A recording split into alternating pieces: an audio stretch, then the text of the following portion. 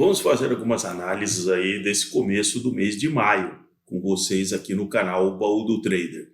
Então acompanhe esse vídeo, vou fazer algumas análises aí a respeito dos rumos da economia no Brasil.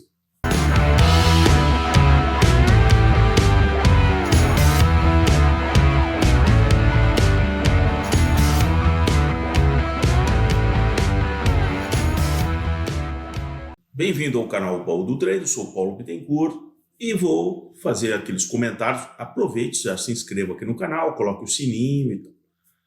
Muito bem, passados 4 meses do ano de 2023, nós vamos caminhar para o final do primeiro semestre. Vamos caminhar para o final do primeiro semestre em breve.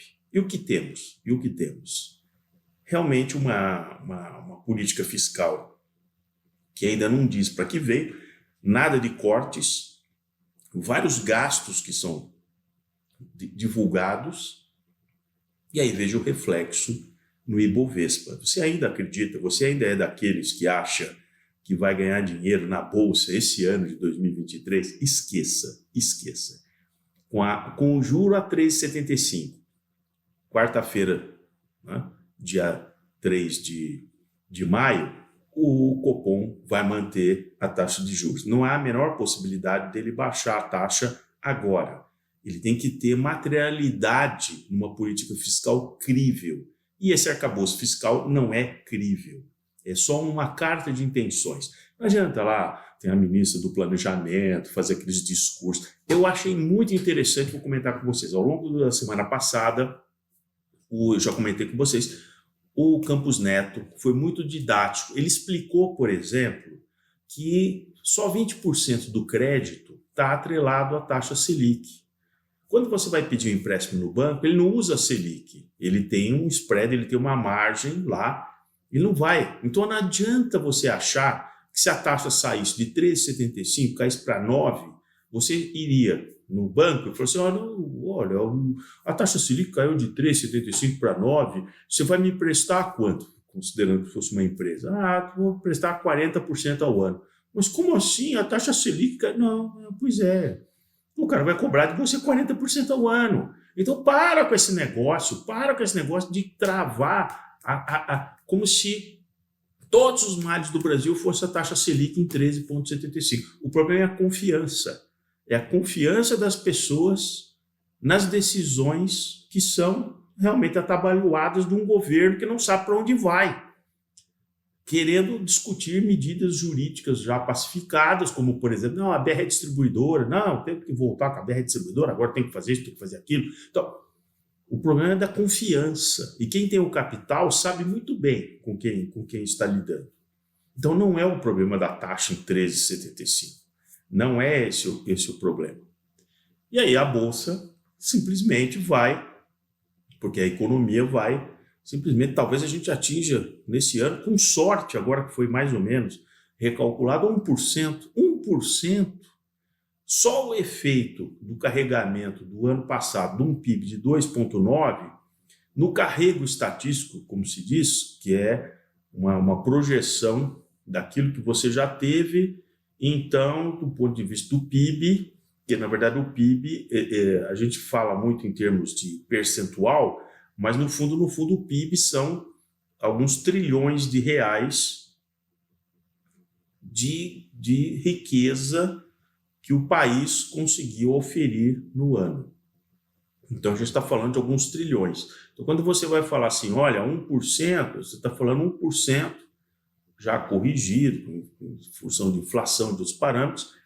Quantos trilhões nós estamos falando? Nós estamos falando de mais tantos trilhões, que dá 1%. Então, com tudo aquilo que foi produzido em 2022, existe um carregamento que, do ponto de vista de que as coisas vão continuando a ser produzidas, daria um carregamento estatístico de 0,7.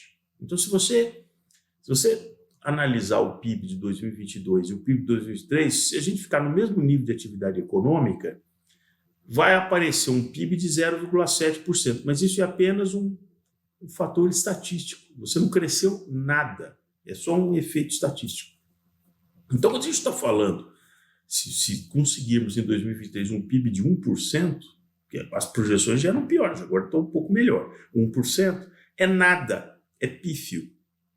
Basta ver que eu já mostrei o efeito em 3 meses, janeiro, fevereiro, março, a criação de empregos que ela é declinante, ainda que positiva, mas ela é declinante. Aí você vai ter aquele jornalista bravateiro, né, que fala, ele acha que ele fala de economia, ele vai dizer, não, mas esse desemprego, o nível de desemprego é menor desde 2015, mas ele só nega a informação que em 4 meses o desemprego só sobe, né? A gente saiu ali de 7,9, está ali 8,9, já as projeções mostram que a gente deve terminar o ano com um desemprego na ordem de 9,5%. Aí eu quero ver esse jornalista bravateiro, como é que ele vai explicar isso mais no segundo semestre. Ele vai dizer, não, há um problema aqui, mas ele está sempre no embromeixo, entendeu? Ele está sempre, né?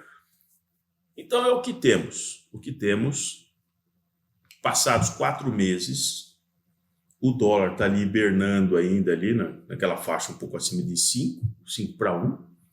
A bolsa declinando, o juro vai continuar em 13,75. Pelo menos as taxas futuras, elas estão dando, nesse momento, um certo alívio. Se vocês pegarem lá nos títulos do Tesouro Direto, está um pouco alívio. Mas isso não vai durar muito, porque quando a questão fiscal ela realmente aparecer, essas taxas futuras vão voltar a subir. Então, o que temos agora? Esqueçam uma redução nesse momento de taxa de juros no Brasil. Não dá pelo nível de gastos que está sendo. Foi anunciado agora a criação de 3 universidades. Isso tudo é custo. Tudo é custo. Agora vamos emprestar para a Argentina. Você vai colocar dinheiro na Argentina. É só você ver o histórico de defaults da Argentina. Não tenho nada contra os argentinos, muito menos com as argentinas, mas, assim, veja o nível de responsabilidade. Você vai pegar a garantia real do quê? De um gás argentino que nem foi produzido. E, aliás, será que são aquelas construtoras, aquelas empreiteiras, amigo do meu amigo, do meu pai, que vão fazer as obras na Argentina com o dinheiro financiado pelo BNDES? Será que é isso que a gente vai ter que viver de novo? E o Fernandes fazendo um jantar ali com aquela coisa e tal, né? E aí nós vamos emprestar? Não, porque a Argentina é uma pauta importante para o Brasil. Já foi o segundo em exportações, agora é o terceiro. Só que quando vocês olham na grade do primeiro, que é a China, segundo os Estados Unidos, a Argentina cai num fosso. A distância é de dezenas e dezenas de bilhões de dólares por ano.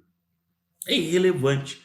Na verdade, sinceramente, não faria a menor diferença, a menos, é claro, para empresas brasileiras que ainda estão exportando para a Argentina. Mas do ponto de vista da balança comercial brasileira, a Argentina hoje é irrelevante, é totalmente irrelevante, apesar de você dizer que está na terceira. Mas a desproporção entre Estados Unidos e China ela é tão grande na magnitude que o terceiro, o quarto, o quinto, saiu um estudo dias atrás sobre isso no Brasil. O Brasil é irrelevante do ponto de vista do crescimento do PIB mundial, da inserção do Brasil no PIB mundial. A gente ficou só ali. Outros países tiveram um crescimento, então a gente está simplesmente enxugando o gelo.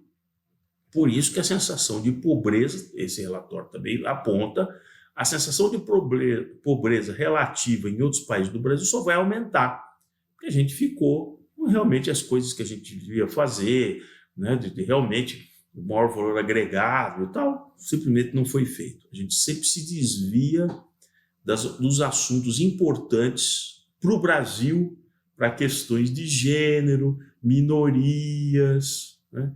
Então vamos pagar o preço para ser realmente um país que ficou velho antes de se tornar rico. Então, agradeço se você assistiu esse vídeo até esse ponto. Se inscreva aqui no canal, receba os próximos vídeos se você clicar ali no sininho para receber os próximos vídeos e fuja realmente daquele pessoal do dia, né? Subiu, caiu, subiu porque caiu, porque subiu, caiu, tá certo? Essa é uma distração para você.